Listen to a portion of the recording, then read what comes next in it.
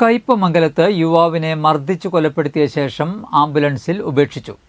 കോയമ്പത്തൂർ മേട്ടുപ്പാളയം സ്വദേശി 40 വയസ്സുള്ള അരുണാണ് കൊല്ലപ്പെട്ടത്.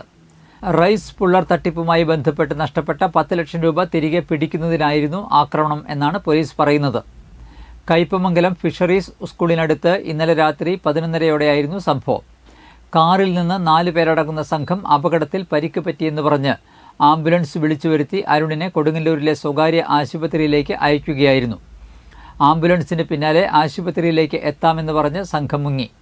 ആശുപത്രിയിൽ എത്തുമ്പോൾ അരുൺ മരിച്ചിരുന്നു. സംഭവത്തെ തുടർന്ന് കയ്പമംഗലം പോലീസ് നടത്തിയ പ്രാഥമിക അന്വേഷണത്തിലാണ് അരുണിന്റെ മരണം കൊലപാതകമാണെന്ന് കണ്ടെത്തിയത്. പാലിയക്കരയിലേക്ക് വിളിച്ചുവരുത്തിയ അരുണിനെയും മറ്റൊരാളെയും കല്ലൂർ, വട്ടനാത്ര എന്നിവിടങ്ങളിലെ രഹസ്യ കേന്ദ്രത്തിൽ എത്തിച്ച് മർദ്ദിച്ച ശേഷം കാറിൽ കയറ്റി വരുന്നതിനിടെയാണ് കയ്പമംഗലത്ത് വെച്ച് ആംബുലൻസ് വിളിച്ച് അതിൽ കയറ്റിവിട്ടത്. ഇതിനു മുൻപായി കയ്പമംഗലത്തെ ഒരു വീട്ടിൽ കൊണ്ടുപോയി മർദ്ദിച്ചതായും വിവരം കിട്ടിയിട്ടുണ്ട്. മർദ്ദനമേറ്റ ആൾ സംഘത്തിൽ നിന്ന് ഓടി രക്ഷപ്പെടുകയായിരുന്നു. ഇയാളിൽ നിന്ന് ലഭിച്ച മൊഴിയുടെ അടിസ്ഥാനത്തിലാണ് പോലീസ് അന്വേഷണം നടത്തുന്നത്. പോലീസിന്റെ അന്വേഷണത്തിൽ മർദ്ദിച്ച 4 പേരും കണ്ണൂർ സ്വദേശികളാണെന്നാണ് തിരിച്ചറിഞ്ഞിട്ടുള്ളത്. കണ്ണൂരിലെത്തിയ കയ്പമംഗലം പോലീസ് 4 പേർക്കുമായി അന്വേഷണം ഊർജിതമാക്കി.